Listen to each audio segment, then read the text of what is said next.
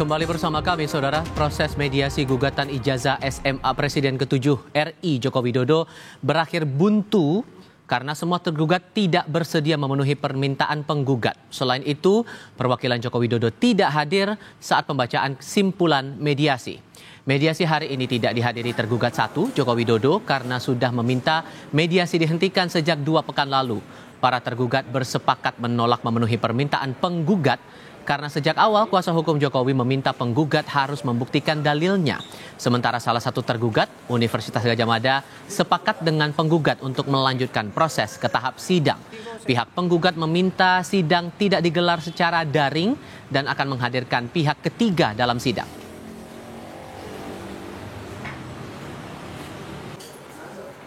Proses tadi gagal gitu ya, jadi mediasi dinyatakan gagal, maka kemudian konsekuensinya kita akan masuk ya ke proses persidangan. Sidang besok yang pertama kami akan meminta untuk dilakukan secara offline, bahwa kami juga mungkin nanti akan mengundang pihak ketiga, tapi kami sampaikan dulu itu ke media, tapi untuk selebih lanjutnya siapa pihak ketiga itu dan lain sebagainya nanti tunggu sidang di minggu depan.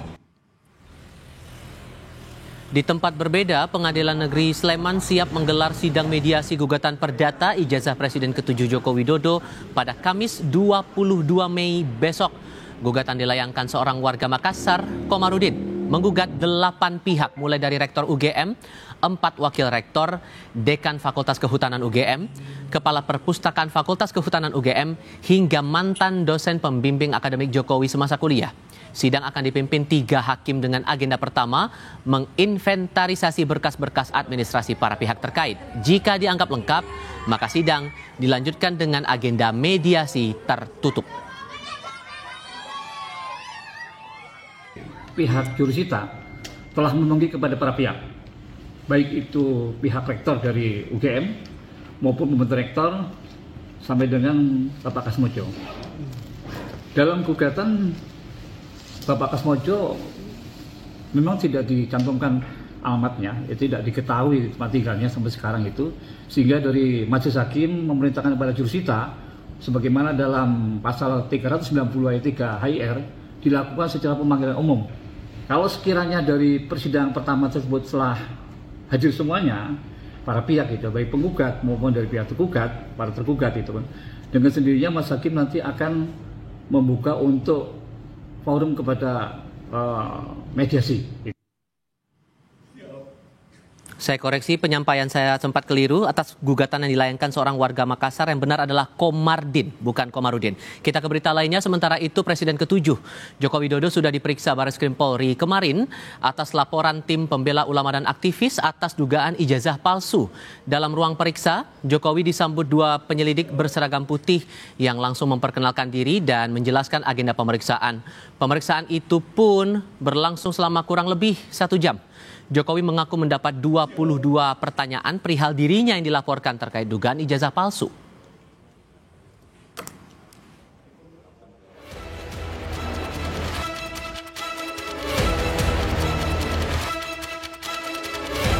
Ribut-ribut soal keaslian ijazah S1 Presiden ke-7 Joko Widodo kian mendekati proses pembuktian dari hasil uji lapor Barreskrim Polri.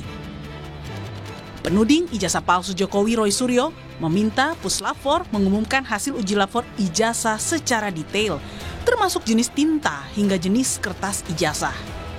Kalau nanti misalnya tiba-tiba Puslapor, Barreskrim itu mengumumkan, ya kita minta umumkan secara detail, secara ilmiah, secara saintifik. Ya ijazahnya tunjukkan, kemudian nanti detail pemeriksaannya, uji karbon 14-nya disampaikan, kertasnya benar apa enggak, tintanya benar apa enggak. Saya pernah katakan di Kompas, ada 6 jenis tinta itu detail. Dan kita bisa baca dan silahkan publik atau analis-analis yang ilmiah itu baca itu. Sementara itu, ahli hukum pidana menilai pembuktian ijazah bisa ditempuh dengan membandingkan ijazah Jokowi dengan teman seangkatan, kesaksian para kolega, hingga ahli yang mampu menguji otentisitas sebuah ijazah. Dari sini baru dipastikan keaslian ijazah Jokowi. Bila palsu, maka pihak yang menggunakannya untuk menjadi pejabat negara bisa dijerat pasal 263 KUHP tentang pemalsuan dokumen. Di dalam KUHP tentu penggunaan dokumen palsu yang diatur dalam ketentuan pasal 263 ayat 2 itu merupakan dasar ya adanya suatu perbuatan pidana. Jadi kalau ada orang memberikan dokumen palsu untuk mendaftarkan diri sebagai pejabat negara, maka di situ ada penggunaan dokumen palsu secara sengaja yang merugikan. Sebelumnya, pihak UGM sudah memberikan klarifikasi terbuka.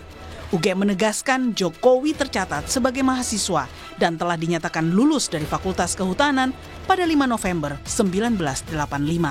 UGM adalah memberikan informasi bahwa Joko Widodo itu tercatat dari awal sampai akhir melakukan tridharma perguruan tinggi di Universitas Gadjah Mada. Itu sudah kami jelaskan dan Joko Widodo itu lulus pada November ya.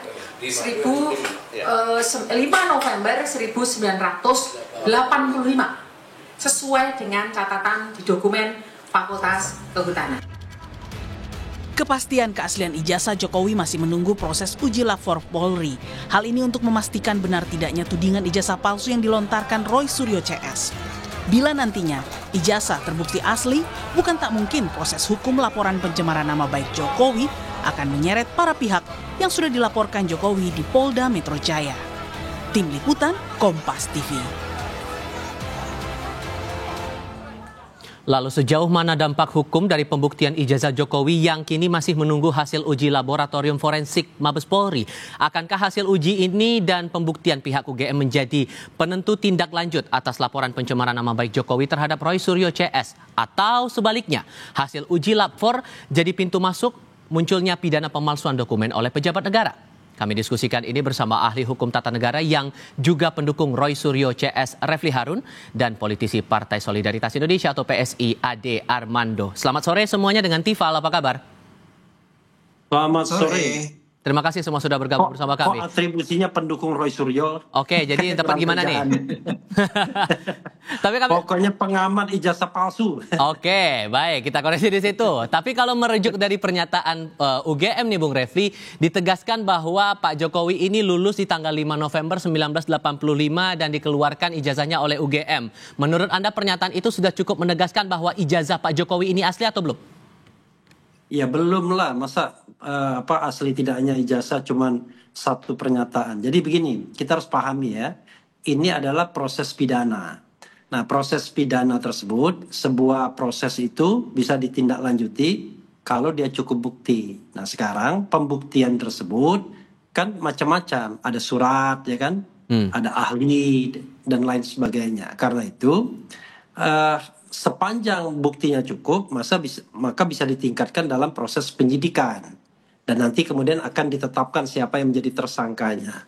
Nah, sementara yang namanya puslapor itu untuk mendukung proses. Ya. Dia bukanlah sebuah institusi yang kemudian menjadi final untuk menentukan asli tidaknya. Asli tidaknya itu dalam sebuah kasus seperti ini ya pengadilan.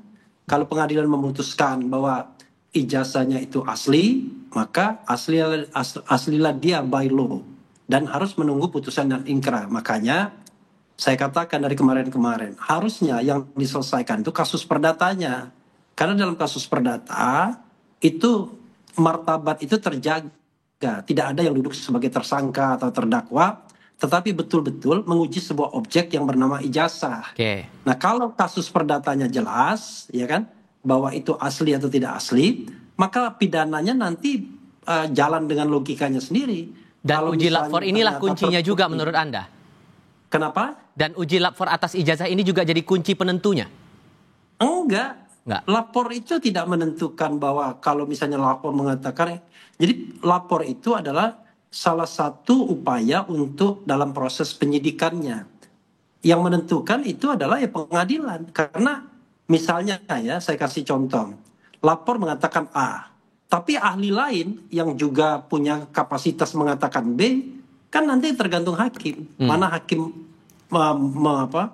kan gini, kalau kita bicara mengenai lapor itu kan untuk mendukung dakwaan nantinya. Nah, ini kan dalam konteks ini agak lucu. Yang calon terdakwanya itu seolah-olah malah didukung oleh pendakwanya. Pendakwanya itu kan nanti kan jaksa penuntut umum. Jaksa penuntut umum mendapatkan bahan dari kepolisian. Nah, kepolisiannya itu kalau misalnya tiba-tiba dia mengatakan tidak ada bukti dan lain sebagainya, kan nggak lanjut kasusnya.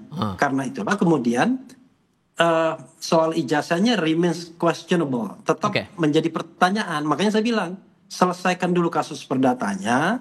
Dari kasus perdata itu nanti akan ketahuan ijazahnya asli atau tidak. Tetap pada bagian itu. Tidak ada hukuman, ya kan? Karena baru bicara tentang pembuktian ijazah. Setelah itu baru ditindaklanjuti dengan apakah yang akan jadi terdakwa adalah yang memalsukan atau yang jadi terdakwa atau tersangka yang dianggap mencemarkan. Nah, itu baru. Bung Ade juga ada permintaan dari Bung Roy bahwa harus dicek juga tinta kemudian kertas dari ijazahnya. Menurut Anda wajar tidak ada permintaan seperti itu untuk menelusuri keaslian ijazah Pak Jokowi? Ya, saya tidak tahu persis ya itu bagaimana cara pembuktian yang semestinya dilakukan. Tapi saya rasa sih itu bukan sesuatu yang tidak mungkin dilakukan juga kan. Cuman kan kalau dalam kasus yang gugatan dari Pak Jokowi ini kan persoalan begini. Teman-teman itu menggugat, menuduh bahwa Pak Jokowi itu ijazahnya palsu. Dan ijazahnya palsu artinya sebenarnya dia tidak pernah lulus dari UGM S1-nya kan. Nah, itu yang harus dibuktikan oleh sebetulnya proses pengadilan ini. Nah, jadi yang tadi dikatakan begini, sebetulnya sekarang sedang diperiksa nih, si ijazah itu. Ya, selama ijazah itu belum bisa dinyatakan sebagai palsu atau tidak, sebenarnya proses gugatan terhadap mereka yang mencemarkan nama baik ini mungkin tidak akan bisa diselesaikan secara definitif ya.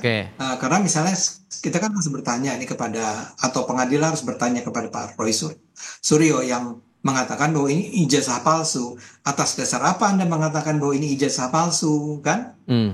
Nah, untuk itu harus ada memang ijazah aslinya. Ijazah asli atau yang dinyatakan, kata Pak Roy Suryo, apa yang dikatakan oleh UGM itu bohong, dibilang ya. Ya makanya harus dibuktikan bahwa itu memang kebohongan. Tapi kalau jadi kemudian pernyataan UGM ini, sorry saya potong Bung Ade, kalau pernyataan UGM yang bilang bahwa lembaganya sudah mengeluarkan ijazah kepada Pak Jokowi dan tegas dinyatakan lulus tanggal 5 November 1985, itu sudah cukup menegaskan bahwa ijazahnya asli atau enggak? Saya rasa itu akan menjadi keputusan hakim nantinya ya. Kalau misalnya dalam proses pengadilan ini Pak Roy Suryo itu digugat bahwa Anda tidak bisa membuktikan tuduhan Anda bahwa ini adalah sesuatu yang palsu dan kemudian Roy Suryo memberi jawaban seperti yang Anda katakan barusan ya. Nah, bagi hakim itu bisa diterima nggak jawaban semacam itu? Kalau dalam logika saya memang sebetulnya harus terbukti dulu bahwa itu bukan ijazah palsu, atau itu apakah itu ijazah palsu atau bukan. Itu yang akan menyelesaikan banyak masalah dalam kasus pengadilan yang sedang dijalani oleh Roy Suryo dan kawan-kawan ini. Karena menurut saya memang kalau sekedar menyatakan bahwa itu, saya tidak percaya dengan apa yang dikatakan oleh UGM. Tanda tangan UGM sendiri bisa diragukan. Misalnya ada halaman yang hilang bla bla bla. Lah itu memang harus dibuktikan secara hukum menurut saya. Dan sekarang cara pembuktiannya, ya maaf. Sekarang kita mencoba membaca kemungkinan-kemungkinannya sambil kita menunggu hasil uji lab 4-nya ini. Kalau kemungkinannya bahwa ijazah Pak Jokowi ini asli, maka kemungkinannya Pak Roy Suryo CS kena pencemaran nama baik. Nah, menurut Anda akan ada kemungkinan ke arah sana nggak, Bung Ade? Iya, jelas memang. Kalau sampai terbukti bahwa itu adalah sebuah ijazah asli, ya, Roy itu nggak bisa sekedar mengatakan bahwa yang saya teliti adalah dokumen yang selama ini tersebar secara online yang di-upload oleh seorang warga dari, saya lupa tuh Mas Andi kalau nggak salah ya namanya ya, yang menyatakan bahwa dialah yang mengupload dokumen tersebut. Roy nggak bisa mengatakan bahwa yang dia analisis adalah dokumen tersebut. Karena tuduhan dia jelas bahwa sebetulnya Pak Jokowi itu tidak lulus dari UGM. Dan bukti bahwa dia tidak lulus dari UGM itu adalah bahwa ijazahnya tidak ada. Nah, kalau sekarang ternyata ijazahnya ada, terbukti benar, UGM sendiri menyatakan sudah tercatat sebagai mahasiswa yang sudah menyelesaikan kuliahnya di UGM, sudah diuji dan sudah lulus dari ujiannya, ya apalagi yang harus dipertahankan. Saya rasa ketika itulah Roy Suryo dan kawan-kawan itu, Dr. Tifa dan kawan-kawan harus bersiap-siap menghadapi kemungkinan mereka memang akan dinyatakan bersalah. Kalau kemudian jerat pidana pencemaran nama baik itu dikenakan kepada Roy Suryo CS, Bung Refli, apa mungkin celah hukum yang bisa dipakai oleh Roy Suryo CS untuk kemudian membuktikan bahwa mereka tidak bersalah? Tapi jawabnya nanti ya, Mas. Kita akan lanjutkan lagi di segmen berikutnya. Usai jeda berikut ini.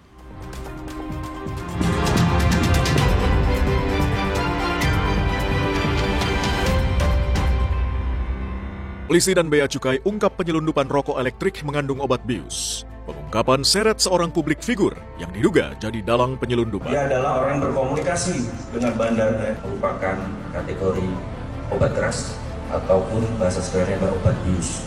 Ini adalah obat jelas kemasannya, obat golongan G, obat keras ya. Sasaran, Rabu 21 Mei, pukul 11 malam di Kompas TV. Saya Safira, Kapten Kesebelasan Sepak Bola Wanita Indonesia. Menangkan 5 tiket nonton langsung Indonesia di Pentas Dunia 2026 Amerika atau total hadiah senilai 250 juta rupiah. Beli 5 bungkus kopi luwak limited edition, kemudian foto kemasan beserta struk pembelian asli. Upload ke sosial media, tag @kopiluwak_official. Dukung Indonesia mengukir sejarah baru. Kopi Luwak, kopi nikmat, nyaman diminum. Renovit dengan 26 vitamin dan mineral lengkap, bantu jaga kesehatan dan daya tahan tubuh.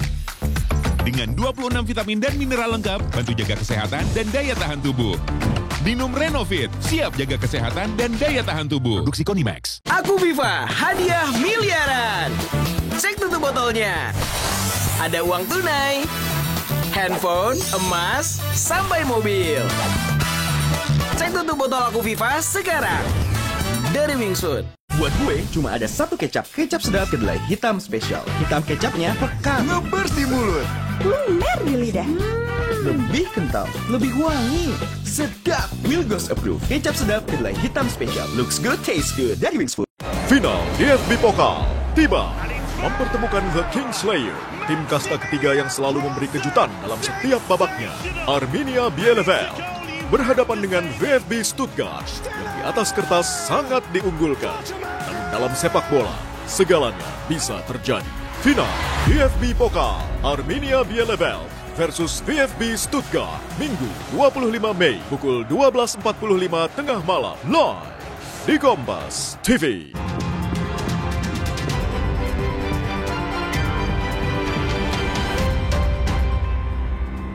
Masih mencermati kemungkinan pertama dikenakan pasal pencemaran nama baik untuk Roy Suryo CS ini, Bung Refli. Masih ada kemungkinan tidak buat Roy Suryo CS ini untuk punya celah hukum membela dirinya bahwa mereka tidak bersalah?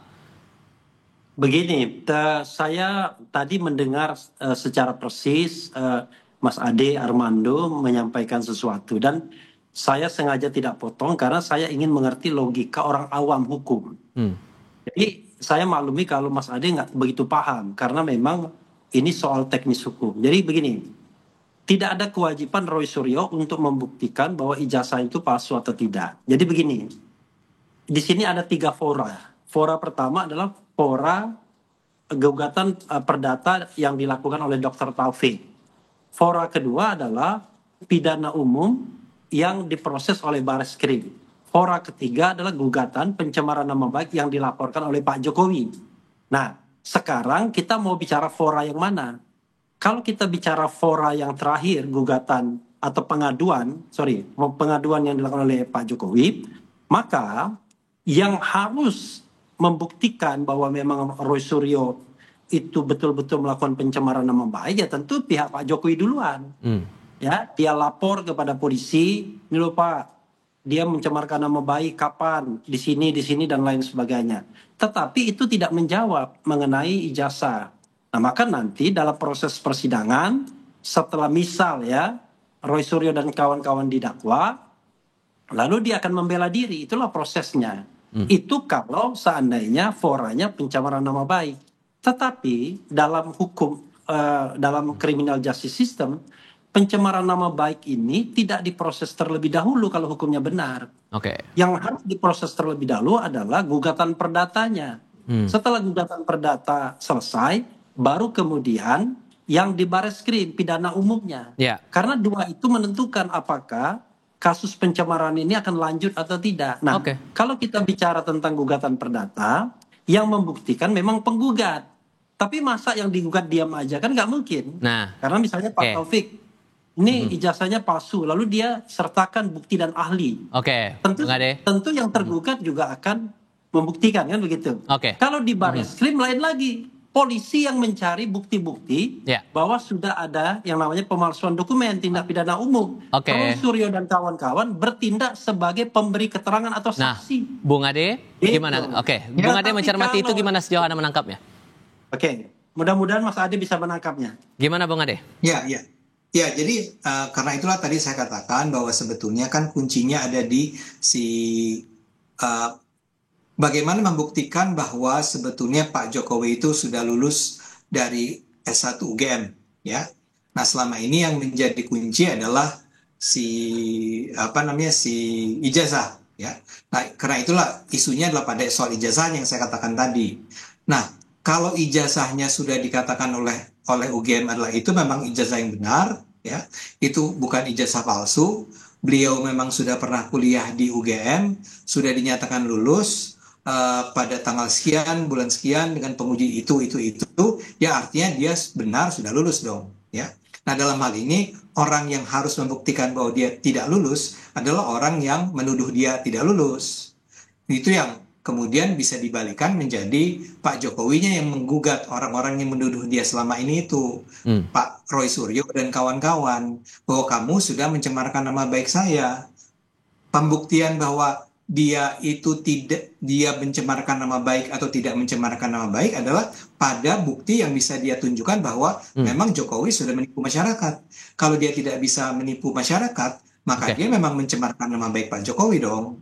Itu logika saya. Sekarang kemungkinan itu saya pahami karena Mas Ade nggak paham hukumnya. Jadi hukumnya itu ya harus dipastikan dulu di gugatan perdata. Nah, yang akan membuktikan ijazah itu palsu adalah penggugat Taufik, ya kan? Nah, Dr. Taufik nanti akan menyertakan segala bukti, termasuk ahli, saksi, surat-surat dan lain sebagainya. Nah, atas itu nanti proses pembuktiannya kalau sampai ke sana, maka Pak Jokowi akan menjawab berdasarkan bukti-bukti yang bantahan. Nanti terserah tim memutuskannya. Itu kalau kita bicara siapa yang harus membuktikan. Tapi kalau laporan Pak Jokowi, ya Pak Jokowi sendiri yang harus menyertakan bukti-bukti kalau dia sudah dicemarkan. Sementara Roy Suryo nanti ya akan dia tangkis di pengadilannya. Tetapi kalau Bareskrim beda lagi. Bareskrim yang calon jadi tersangka Pak Jokowi. Pak Jokowi yang harus menangkis bahwa tudingan atau dakwaan dari jaksa penuntut umum itu adalah benar bahwa ijazahnya palsu atau dokumennya palsu. Jadi sekali lagi bergantung foranya di mana. Karena itu harus urutan perdata, pidana umum, sama baru pengaduan. Nah, yang jadi masalah jangan dibalik, jangan 3-2-1, tapi 1-2-3 harusnya begitu. Bung Ade. Apalagi urutannya udah benar tuh 1-2-3. Bung Ade, gimana ngerespon itu? Terutama kalau kemungkinannya palsu bisa jadi pemalsuan dokumen loh, kalau kata analis yang kami diskusikan kemarin. Gimana? Sorry, pertanyaannya apa? Kalau kemungkinannya palsu, kemungkinannya akan ada jerat pidana pemalsuan surat sesuai dengan pasal 263 KUHP. Kejauhan nggak kalau ada potensi ke sana? Oh enggak, saya gini, saya termasuk saya juga dosen ya. Saya juga dosen dan saya sangat peduli pada ke otentisitas, keakuratan, kebenaran, kejujuran ya. Jadi kalau memang Pak Jokowi itu menipu kita semua, ya tentu saja harus diungkapkan dong ya. Saya juga tidak setuju kalau seorang presiden yang sudah memimpin 10 tahun itu ternyata ijazahnya sebenarnya palsu. Nah, itu yang harus dibuktikan, itu yang harus ditunjukkan. That's right. Di perdatanya itu memang harus dibuktikan ya. Saya setuju itu. Saya tadi memang mungkin agak meloncat ya Bung Refli. Saya meloncat kepada yang soal gugatan dari Pak Jokowi kepada Roy dan kawan-kawan ya. Kan gugatannya adalah kalian sudah mencemarkan nama baik saya. Ya, kalian menuduh saya tidak lulus. Bukan gugatan Mas Ade, pengaduan. Pengaduan ya. Kalau nanti itu dilanjutkan ya, bisa menjadi perkara kan. Dan dalam perkara itu dikatakan bahwa Anda menuduh saya, mengatakan bahwa saya tidak lulus. Saya sudah lulus kok ya. Nah, gimana caranya kan membuktikan bahwa saya sudah lulus? Itu yang tadi saya katakan. salah satu kuncinya adalah dokumennya benar nggak sih, ya, otentik nggak sih, akurat nggak sih. Tapi apapun ceritanya, saya senang bahwa Anda sudah menjelaskan ada 3 fora yang berbeda itu. Apapun ceritanya, memang soal ijazah ini harus segera diselesaikan dulu. Dan menurut saya seharusnya penyelesaian kasus ijazah ini tidak terlalu sulit. Kalau memang seperti yang dikatakan Anda tadi bahwa ini ternyata betul-betul ada penipuan gitu ya, bahwa kubunya Pak Jokowi memang sudah selama ini menggunakan ijazah yang palsu, ya harus dibongkar. Saya setuju itu dibongkar aja. Singkat saja Bung Refli, potensi untuk dugaan pemalsuan dokumen sesuai dengan pasal 263 KUHP terbuka luas kan di sini? Sangat luas, karena saya mendapatkan beberapa bukti, beberapa saksi yang mengatakan demikian. Tetapi halangannya adalah hati-hati dengan independensi pengadilan. Kalau nanti Pengadilan Negeri Surakarta tidak melanjutkan kasus ini karena menganggap penggugat tidak berwenang, maka kita kehilangan kesempatan untuk membuktikan benar tidaknya ijazah itu. Itu soalnya. Oke, Bung Refli Harun, Bung Ade Armando, terima kasih banyak sudah berdiskusi bersama kami kali ini. Saya selalu semuanya, selamat sore. Kami akan kembali sebentar lagi. Jelang puncak ibadah haji pada awal Juni nanti, Kementerian Agama mengingatkan jamaah Indonesia untuk mulai mengurangi aktivitas fisik berat termasuk mengurangi ibadah umroh sunnah secara berulang.